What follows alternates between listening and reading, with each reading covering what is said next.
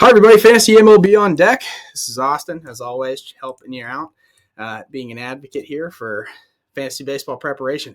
Anyways, Tristan Croft released another update to the fantasy baseball rankings, and because the biggest changes are the prospects that have gotten successfully promoted to their major league roster. So the first person I'm going to talk about is that Luis Robert, who I have on my list as a must-grab top 10 guy this year, dropped again in rankings. So he's down to the number 84 rank. I think that's a crazy good value for where he's at in the draft. So someone to note, as your draft will look different than the way that you practiced yesterday or the day before. So Luis Robert is a great pull, dropped to 84. Next is Bobby Witt Jr., who was currently ranked, or before he was ranked in the 180s, hopped all the way within the top 100 to number 97 today. He's currently ranked as a shortstop eligible exclusively, but he is going to be the starting third baseman for the Kansas City Royals. And so he's going to have shortstop and third base eligibility. We talked about third base this year being the position that's the most scarce in quality volume this season. So the way that I really think you should alter your drafting strategy is waiting for shortstops, because they're a little more plentiful now that several of the teams have promoted and announced their prospects that will make the opening day roster. So Bobby Witt Jr., incredible value. He's got a 70 power rating. He's killed it this spring. I think he's hit like 400 to 600 throughout the spring. So that's a great guy to have, but we won't be able to get him as cheap as we did just a couple of days ago. Coming up next is Jacob deGrom, dropped to number 110 again. He has a bone bruise. He's going to be out most likely for the first month of the season, but this is a guy that you can just stash on your IL. And when he is healthy and when he's in, he is the most talented pitcher for any position in baseball. I think he's the number one overall talent for his position in all of baseball. Shohei Ohtani is worth more from a fantasy perspective because he's double dip in both pitching and batting categories. But for Jacob deGrom at the 110 slot, that is a hell of a value, given that I was willing to take him around the 30 range before. But now that we understand kind of what his situation is, he's only going to be out for a month. Again, it's a bone bruise. Take with precaution. There's obviously a ton of value around this slot. Like, I really like Teoscar Hernandez as an outfielder there, but at the same time, like, having Jacob deGrom, the best overall player at any position in baseball, at the number 110 slot, if he falls any amount, it's almost like you have to take him, sort of thing. So keep in mind as he continues to fall down draft boards. Next update is Jack Flaherty. And Jack Flaherty has a small tear in his throwing shoulder. He fell down again to 148. In my draft, he fell all the way this past a couple days ago. He fell all the way to the 155 slot, even before this update came out. So this is a guy that is expected to throw the season.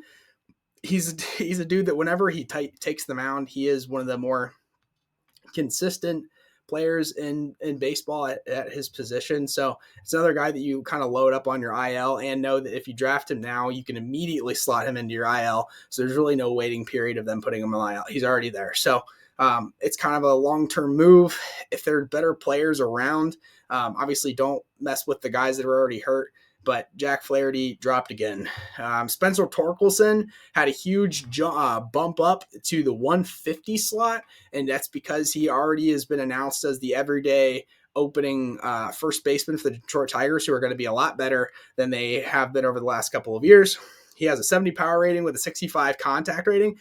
He is known as the best offensive bat some scouts have seen in their entire lives of what they've said. And I know that it seems like every year there's a new player that's the best that I've ever seen coming from some sort of scout. So it starts to get watered down a little bit, but Spencer Torkelson, I think, is going to hit above 250 this year for 30 plus home runs. So that's a really, really good value, especially given that Detroit's offense is going to be significantly better, I think, in the top half. So meaning in the top 15 overall in the entire league of Major League Baseball. The next guy to make a significant jump into the top 300 in general and at the 156 slot is Julio Rodriguez. If you don't know who Julio Rodriguez is, he currently is available in most fantasy draft formats if you've already drafted. And if you're drafting today, we unfortunately will not be able to get him at a discount that we have been in the past because he jumped all the way from out of the 300 at the 56 spot because he is the top prospect in all of baseball. He is a five-tool player who will give you 30 plus home runs, 30 plus steals. He's a big kid. He's like 6'5", 240 pounds, really athletic. He's supposed to play every day. That Seattle outfield is super crowded. I assume he's still going to get everyday playing time. It's just him and Kelenic are too athletic to keep out of the lineup, and that kind of leaves Haniger and Jesse Winker and the guy Kyle Lewis, kind of like not out of the mix, but contending for spots. I think that Julio Rodriguez at the 150 slot is going to get every day at bats, especially if he is anyway successful as they project him to be. So we used to be able to get him as our very last pick in the draft, and now we have to more plan for his existence. He shouldn't be above Byron Buxton, who's pretty proven at his position, but at least the kid's 22 years old, healthy, and ready to tear baseball up. So Julio Rodriguez, big update. And next is Trent Grisham. Trent Grisham is going down the draft board again. He's still going to be the leadoff hitter and everyday hitter for the San Diego Padres, who are still contending to go be a playoff team. They're hurt with a couple injuries right now, but he is the only dependable outfielder that they have. He's going to play every single day. He was awesome in 2020. He absolutely should earn a draft pick at 195. If you need outfielders at that time, I'd be confident in Trent Grisham. Not only is he going to hit the leadoff spot, but he's going to hit for power, and is really fast. So again, I think that that's a pretty quality player at this position. And then next up in the rankings, as expected, Joe Ryan's supposed to be the everyday. He's the ace of the Minnesota Twins. He is the prospect that's coming up. He's starting as the ace, but he also has the best control of all the prospects in his class. So this is a guy that is supposed to produce and not really have much of an innings limit this year, even though this is his first full season in Major League Baseball. Next, Javier Baez is up the draft board again. We know who Javier Baez is at this point. It's funny, like he originally was in the 260s to start when we were practicing around a month ago. So just know that if you plan on acquiring Javier Baez as a shortstop, second base slot, which is really good from a flexibility standpoint, that he is flying up the boards kind of where he's supposed to be. He's going to hit around 30 home runs, play every single day on a better offense. So it's good value for where he's at the 219 slot.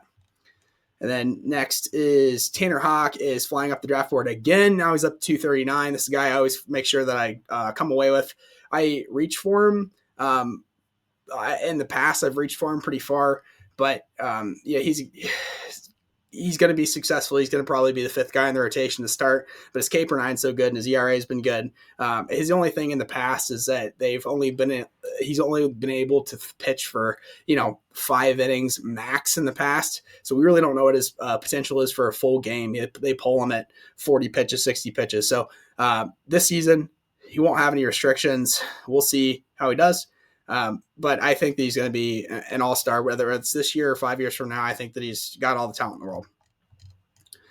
Next, Jazz Chisholm Jr. is going up the draft board again. I missed him in my draft. Somebody got him earlier than I expected him to get, expected him to be drafted. He's got second base and shortstop eligibility, which is really valuable. And he is going to be lead off and hit what I think is 30-plus home runs for the Miami Marlins. He's going to steal 30 bases. Really, really good value still at the 268 slot, especially for a second base category that seems more and more scarce by the day. So I'd pencil in Jazz Chisholm Jr. as a guy that you absolutely make sure that you queue, where he's at. know what your situation is as you come up to the end of your draft boards, because he might go quicker than expected. And next is Trevor Bauer. I've got all these goofy GIFs around this the spreadsheet that people are consistently using, which I really appreciate, and it's exciting to see that people are interacting and engaging. But Trevor Bauer had his court case yesterday. He's actually turned to the offense. He's suing the woman who is coming after him for a sexual battery. I'm not here to talk about all the politics of that, but just knowing that it's really up to the Dodgers at this point to decide, and Major League Baseball to decide what his penalty is going to be. He hasn't been charged criminally with anything. It's just been a kind of a weird situation, given that 2021 and 2020, as of late, now it's 2022, has been, very, very heavy in the politically correct era, as it should be. But if this was 10 years ago, Trevor Bauer would be starting as an open day pitcher for the Dodgers. But there's no proof. There's no evidence that he's done anything wrong. It's already been ruled out by the courts. The person prosecuting him chose not to go after any criminal charges. And as soon as that happens, sometimes the credibility of that kind of flies out the window too, if you look into law. So I would still strongly consider grabbing Trevor Bauer as he's gone up on the draft board. Even if he misses the first month of the season, he's somebody from a personality standpoint, but I don't think people have never liked him in the past. I don't think that this is going to change anything now. And that roster is in need of him. He's going to start every day if he's every time around if he's available. So it's still a guy that you stretch for, because when he comes back, he's a solidified ace. He's a top 10 player overall, not even at his position. He's a top 3 pitcher at his position. So go ahead, still stretch for Trevor Bauer. It's a good value. And then, guys, just to note, Riley Green's not going to be on the opening day roster for the Detroit Tigers because he broke his foot. But as soon as he comes back, it's going to be a super awesome player who's a top 5 prospect this season. And that's the end of the update. So, except keep an eyeball on CJ Abrams and Bryson Scott. They're both shortstop eligible to start the year. CJ Abrams is expected to make the San Diego Padre lineup to start, filling in for Tatis, and he's the 7th overall prospect and the fastest guy in his class. He's going to steal bases if you play categories. That's a really, really valuable. And Bryson Scott is supposed to take playing time away from both Didi Gregorius and Alec Boehm in Philadelphia as the starting shortstop and or third baseman. He has hit 400 plus all of spring and is their top position prospect. So keep an eyeball on these guys. My recommendation with Bobby Witt Jr. Earning an opening day lineup space is to not go after shortstop super early, knowing that these prospects are kind of plentiful and valuable at the end. So keep an eyeball on that. And then also, which I think I should have here, Jeremy Pena has already made and expected to be the everyday shortstop for the Houston Astros. So this is a guy to keep your eyeballs on too. If you end up getting towards the end of the draft and you have no shortstops drafted, absolutely make sure you fill out second base spot. But if you don't have any shortstops drafted, know that there's plenty of value still in the 300 plus. So again, we really, really appreciate you guys' support. I apologize for the ads that just started playing on my videos. That's new as of today. But as we inch closer and closer to opening day, more and more traffic for these sorts of things are expected. So have a good rest of your day, and best of luck to you. Thanks for watching Fantasy Baseball on Deck.